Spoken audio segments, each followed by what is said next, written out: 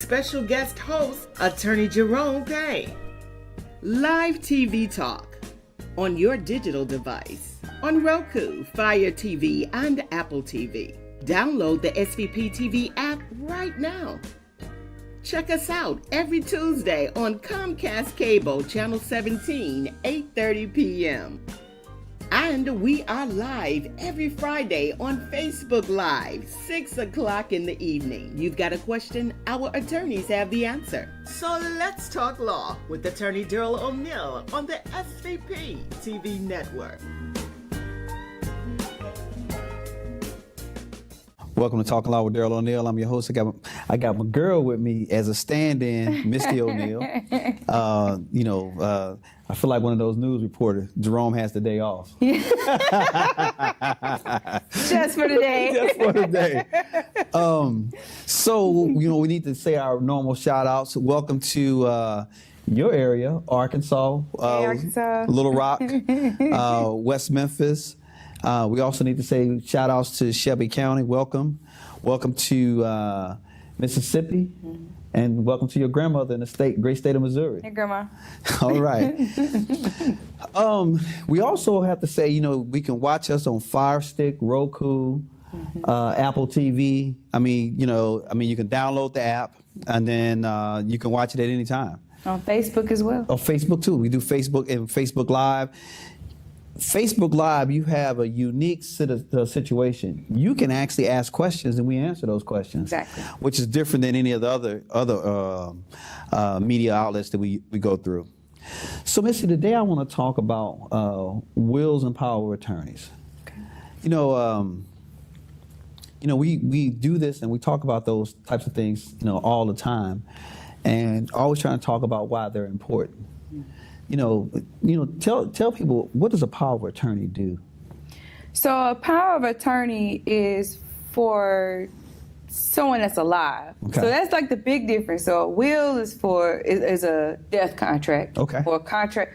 What I want to happen to my stuff when I die. Okay. And then a power of attorney is a living document. Basically, if something were to happen to you, if something were to happen to, where you lose your mental capacity to be able to make decisions, or what the law says, to bind yourself in contract, a power of attorney says that this person is me. Okay. And that this person can make decisions on my behalf.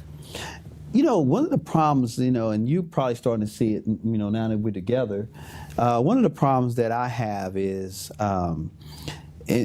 people always come to my office and say, hey, my mom can't take care of her responsibilities, or my dad, or my sister, or my brother, and I need to do something. I need to do a power of attorney. But the problem I always have when they come to the office is too late. Yeah. Why wouldn't people, why don't people do these things earlier more so than later? I don't know. It's kind of the same issue with the will. Yeah. I think people are frightened at their own mortality. They're frightened at the fact that you're going to die, even though none of us are going to make it out of here alive. Like, none. None of us are going to live forever. You're going to die and pay taxes. You're not going to live forever. And, I don't want to say, I don't want to think negatively of human beings as far as like it's a narcissistic thing. It's like you can't fathom that one day you're not gonna have all your marbles up here. Right. And then, everybody thinks that one day, when I get older, you may not get a chance to get older. Right. You may get older, but you may not get older in your right mind. Right. Right. So it's a really difficult concept to grasp, your own mortality, your own death, or your own, one day I could get out here and, I'm minding my business and I get hit by an 18-wheeler and I have the mental capacity of a 13-year-old. I can't bind myself in contract. I can't even think past, what I ate this morning. Like, it's hard to contemplate those things happening to you. Well, and, it's interesting you say that. And my joke is black people believe they're going to live forever. I mean, and if I'm you gonna be able to handle it. I'll be able to handle it.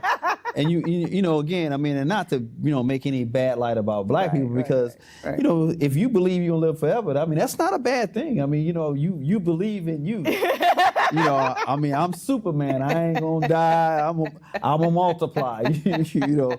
I'm a metahuman, and that's okay. I mean, that's okay. But there are these certain level of people that are just basic human beings. And because there are this certain level of people and you may be that person. And if that's and even if you're not that person, look, the problem with a power of attorney, people think that they're giving up something like forever. And what I always tell when I'm doing a power of attorney for somebody, what I always tell them is, you need to keep that power of attorney. It's like gold. You need to keep that power of attorney with you at all times. And if you need somebody to do something, you give them the power of attorney, say, hey, go do X, Y, and Z. And when you finish, bring it back. Because that's the way it's supposed to work. Right. Well, why can't you just use a copy? Oh, copies are not, it's really a legal thing. It's really the law. Right. It's the same thing with a will. Like, it's really incredibly difficult to probate a copy because of authenticity issues. I mean, I don't know. With the original, I could tell, I could smudge the ink. I could tell, even with the notary stamps and all that stuff, I can smudge the ink. I can tell that this is a real document. With a copy, I mean, this could have been, you can see how easy it is to Photoshop people in the pictures. And I mean, the Bernie Sanders meme, I think I showed it to you, where he was Photoshopped in all these different scenarios. It's so easy to forge a document. It's so easy to forge a photograph. If it's easy to forge a photograph, it's easy to forge a document. Yeah. It's funny you say that. I mean, and when people come to my office or our office and I say to them, when I say this to everybody, I say, when I finish this power of attorney, or when I finish this will, unless the other, now it's not a will a power of attorney, I don't do this on. I tell them, when I finish this power of attorney, it doesn't exist any longer. If somebody comes over here and say, hey, I lost my dad's power of attorney, can you give me another copy? I'll say, I don't know what you're talking about. I don't keep copies of it. Yeah. Now, and the reality of it is, and here's the reason behind that, I don't know if they changed their mind. So that's all, I understand the forgery, the photoshopping and all that, but my biggest issue is I don't know if they've changed their mind. Right. And if they've changed their mind, then and you got a copy, I can't do nothing with that. Right. Whereas, the original, I know that that's what they're looking at. I know that's what they're looking at right then. That's the difference. Right. To me. Right. Whereas that copy, that copy, look, I come in and sign a power of attorney, and I decide, hey, I want Misty to be my power of attorney. Well, Misty walks out here, and I let Misty be my power of attorney. Misty go to the store and buy some Cracker Jacks, and I like chocolate. I like chocolate, Chunky chocolate. I like chunky chocolate chip. And Misty goes out and spends my money on some Cracker Jacks, and when she comes back, I want my power of attorney. So what I'm gonna do is, you're not exercising my wishes. Right. So since you're not going to exercise my wishes, I'm going to revoke my power of attorney for you. Right. I'm going to tear it up. Right. Well, what you could do is, if you knew the lawyer who wrote it, you can come to the lawyer and say, hey, I lost my dad's power of attorney. Can I get another one? No. Yeah, and that's what I'm going to say. But the only way I can protect, because my client is the person I wrote that power of attorney for. It's not the person who... It's not the people who benefit from it or the family.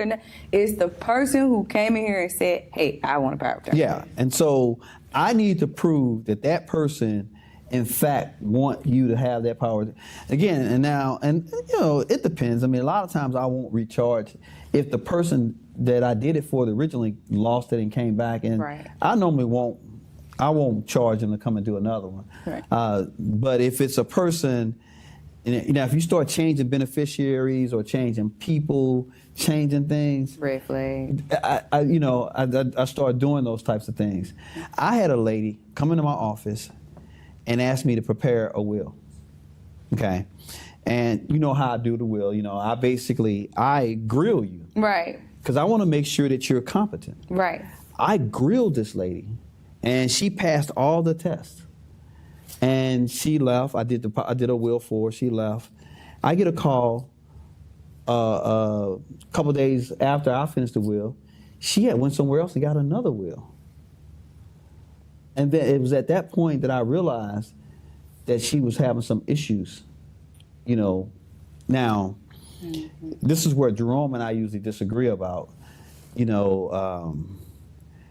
I know somebody has Alzheimer's or dementia or some memory disease, I normally won't prepare a will for them. I normally won't prepare a power of attorney for them. Jerome believes that when they have these periods of lucidity or they are aware of their point right then, then I can prepare one for them at that particular time. What do you think about that? I think the law is gray on that.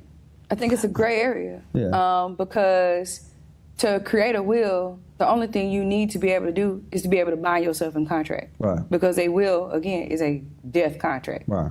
Or a contract upon death. So I think there's an argument for both.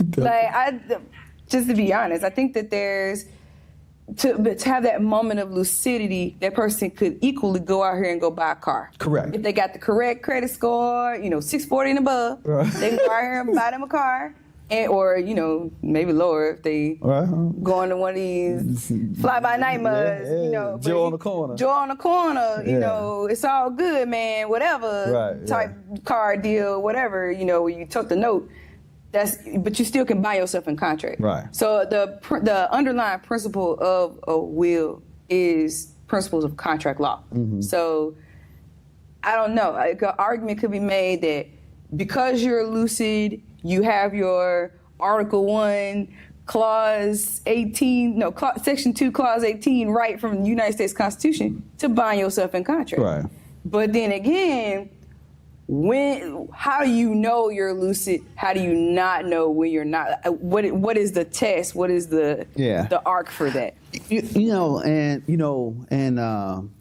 in the medical arena, they talk about levels of consciousness, right? And then so it's the time, place, and it's time, place, and time, place, and who you are. Yeah.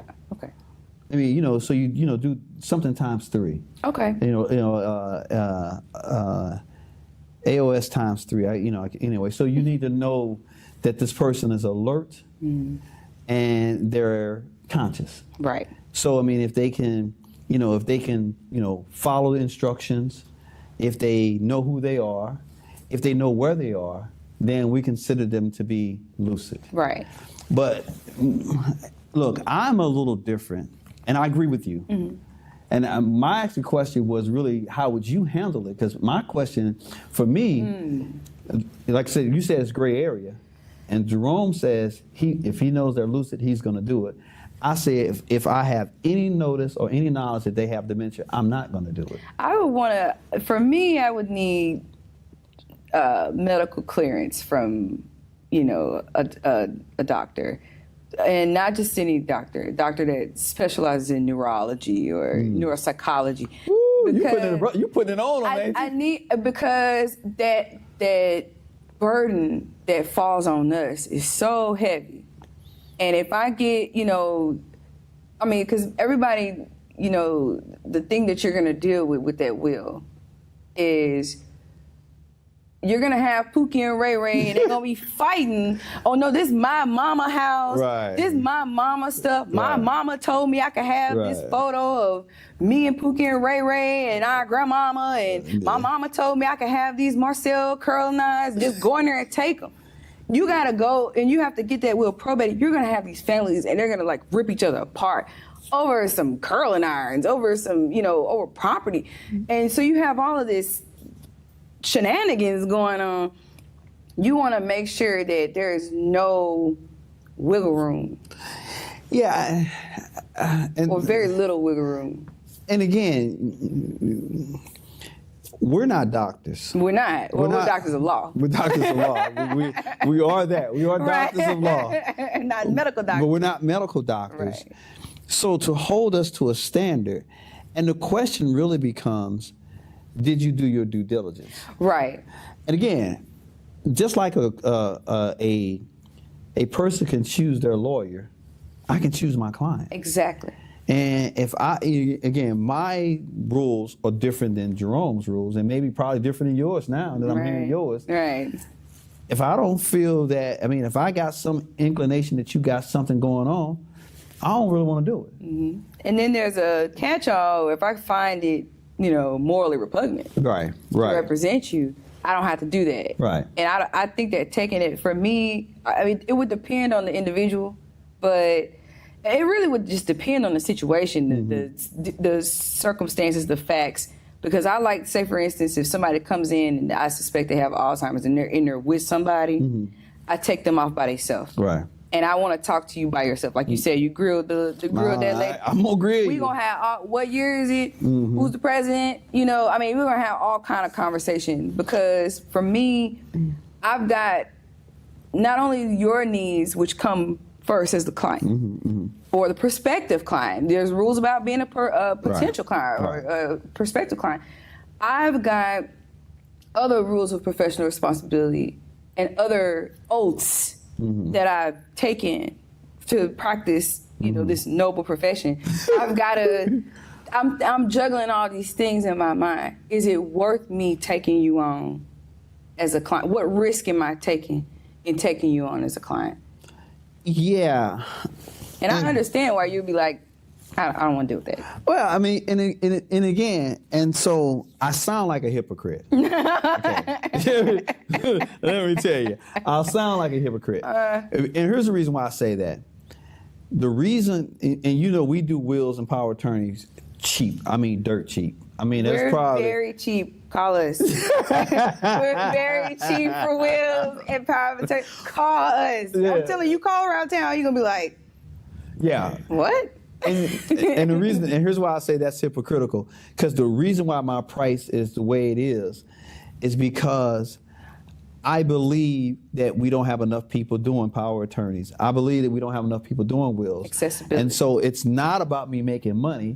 It's about me having, again, accessibility, access to justice, just giving people an opportunity to do those things that other people wouldn't have to do. Absolutely. But at the same token, I'm almost acting like, I'm saying that, but I'm acting like the gatekeeper. I'm saying, well, I want to help you. But not really. Well, I just want to make sure you good. Right. Because that could come up. When you probate this will, grandmama ain't been in her right mind since 2009. Right. Grandmama didn't even know a black man had been elected president. Right. Grandmama didn't know what was going on. Right. Those things come up and that attacks the credibility of this document. Right. I had a guy that I did a power attorney for, and I brought the guy in and I was talking to the guy, and he was he knew where he was at. I asked him why he was there. He said, man, my mental stuff is starting to fall off and I need my sister to take care of my affairs. I said, okay. I said, well, who the president? Man, I don't know who the president is. I said, no, he said Joe Biden was the president. But I asked him something else, and he was a little fuzzy on it. But he knew why he was there. He knew where he was at. Shucks. There was a time I didn't know who the president was.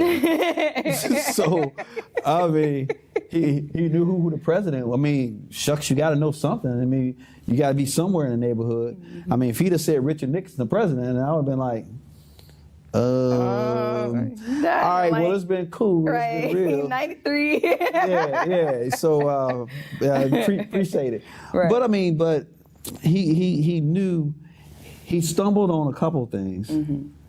But he knew why he was there. He knew he was having some issues. He knew what time it was, and he knew what he wanted. Right. And so I was able to, I did a will, I did the power of attorney for him. I didn't do the will, I did a power of attorney for him. Because next month, and he hadn't been diagnosed with anything, but next month I can see that this guy would be one of those people that as time goes on, things were going to start digressing for him. And there was no reason for me not to help him. Right. I mean, it was right, and you caught him like right in the nick of time. Nick of time. Right. I mean, again, you know, I mean, I brought him in by himself, and you know, I can see that he wasn't comfortable being in there by himself. But you know, I'm always gonna figure out how to loosen you up anyway. Right. So I mean, but after we joked a little bit, talked a little bit, he was, you know, and even we had a lot of conversation, and a lot of times people think I'm just trying to mess with you or something, I guess. But I'm learning. I'm trying to figure out why you here, should you be here, and even can I help you? Right. And so all of those things unfolded themselves, and we were able to get that power of attorney done for him. I think it's also interesting too. You think about it from a statutory perspective, because most of it is codified. Correct. So under the Tennessee Code annotated, and you think about, like, for instance, holographic wills, like a will you can write out yourself. I want my grandbaby to have this Marcel, and you name the grandbaby, and I want so and so to have this. Now we had a situation like that that's actually very close to home for me, and one of the family members came and took it, and another family member knew of his existence, but you think about with the holographic will, do you really have to be 100% in your right mind to write this? As long as your signature is on this, you write out, you delineate what you want, and you put your signature on it. If somebody turns that in, that's considered a valid holographic will. If you can prove their signature. Yeah, and that's... And their handwriting. Well, and I think the reason why it goes out, I'm glad you said that, because I think the reason why that holographic... Look, I can't write. Writing is bad. So, but that's a sign of intelligence, though. Terrible. The worse the handwriting. Like, well, I'm a genius because I can't write worth a poop. You and my coach handwriting just chicken scratch. But the thing is if you are able to articulate your wishes in writing, then even if you are dealing with some dementia or some other issues, nobody can tell that in the writing. Right. Because you were able to articulate what it is that you want. Exactly. And then you were able to sign it. Exactly. Even if somebody was to coach you and it was handwritten. Exactly. It's handwritten. I can look at that handwriting, and all you have to do is have two independent, one person, if that person's not going to take from the will. Right. But if that person's going to take from the will, you have to have that one person plus another person to verify that handwriting is that person. Right. And if somebody says that's that person's handwriting and that's their signature, I don't care if they lost their head. That's a valid will.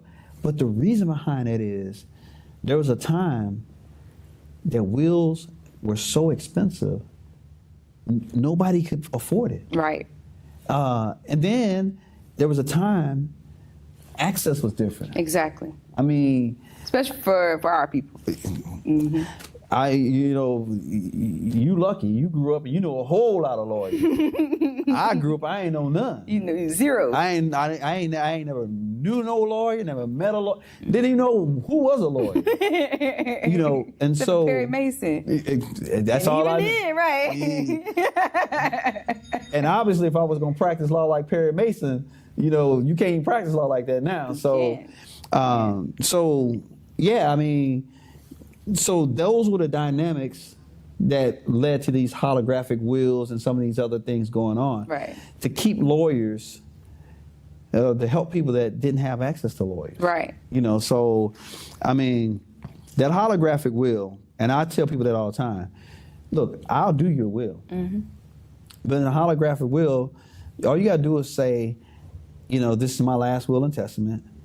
I'm above the age of 18. I'm of sound mind.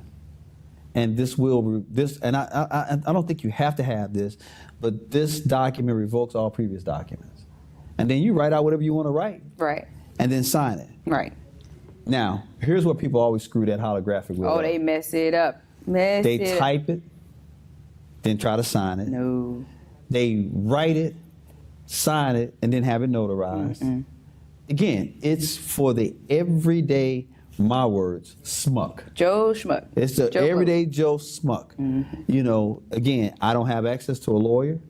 I don't have access to a notary. Mm-hmm. I can't afford a lawyer. I can't afford a notary. Mm-hmm. All I got to do is, Misty, you know my handwriting? Is this Darrell O'Neill's handwriting? Yeah. And you say, well, yeah, that's Darrell O'Neill's handwriting. Mm-hmm. Okay, is this Darrell O'Neill's signature? Oh, yeah, that's Darrell O'Neill's signature. Mm-hmm. We'll accept that will in the evidence. They'll probate that will. Mm-hmm. That's an acceptable will. Right. Now, they don't have anything like that for power of attorney. No. I think that the policy behind it, man, you're taking me back to decedents of states. Hey, Professor Brazier, if you're watching, you the man. First of all, who would have thought I'd have been practicing property law? But the policy behind the power of attorney, because it's a living document, and kind of like when you think about constitutional law, you think about those who view it as a textual document, or mm-hmm. those who view it as a living document mm-hmm. that grows with society. Mm-hmm. So the power of attorney, maybe in life you have better lucidity. Maybe you decide, well, I think I can handle these affairs myself, or maybe I want somebody else to handle these affairs. It's to kind of contribute to that liquidity of how the one thing that in life that's guaranteed to you is change. Mm-hmm, mm-hmm, and that's actually two things: change and death. Again, coming to will done. Taxes and death. But change taxes. If you're American, change, taxes, and death is guaranteed to you. So, you gotta be able to go with the ebbs and flows of life. And sometimes, this kid, they, say you got 3 kids. I think my oldest kid is going to do the right thing. They're going to be responsible. Mm-hmm. They're going to take it. Maybe the oldest kid has something traumatic happen to them, and they just lose it. Or maybe they just not trustworthy. They just not right. They end up becoming, a moral degenerate. And you just kind of cut them out of your life. You got to switch it over to this kid, or mm-hmm. or maybe you are you're having what the media calls a gray divorce. Right? Mm-hmm. These is the 30, 40, 50, 60-year marriages, and this is what retirement going to look like, and I don't like you. Mm-hmm. I'm done. So then you done put this person as your power of attorney. Oh, that's bad. Yeah. I got to turn it. I got to get somebody else, mm-hmm. and it's just kind of reflecting that liquidity of life, of how everything ebbs and flows and it changes. Mm-hmm. Things can change from. But I mean, it would seem to me, and I understand that a power of attorney just gives somebody a bunch of rights. Right. And that's what you really have to say, because this is a contract that's saying I'm giving X, Y, and Z. It just seems to me that there should be like a holographic will. There should be a way that you can do that easier. I think so too, but that would be a General Assembly question in our state. In the state of Tennessee, it would be a General Assembly question. But I think that there should be a way to do that. But I mean, I don't know. I think you've got you've got problems on both sides. You got access problems as well, right? Just like what you got with the will. And that was my reason. Because the power of attorney, it's got to cost money too. Mm-hmm. You got to get that notarized. You got to get all this stuff done.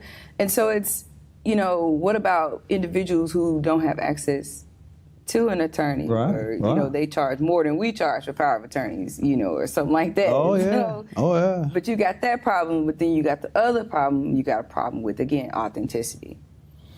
And you've got a problem with, for me, I just see it as an authenticity issue, but I also see the other side, that access to justice issue. One of the problems that people, and again, there's one lawyer in this world, okay? Mm-hmm. There's one lawyer in this world I hate. And I don't be using that word often. Shyster. No. There's one lawyer in this entire world that I hate. And I'm going to name that lawyer right now. It's called Google. SCP.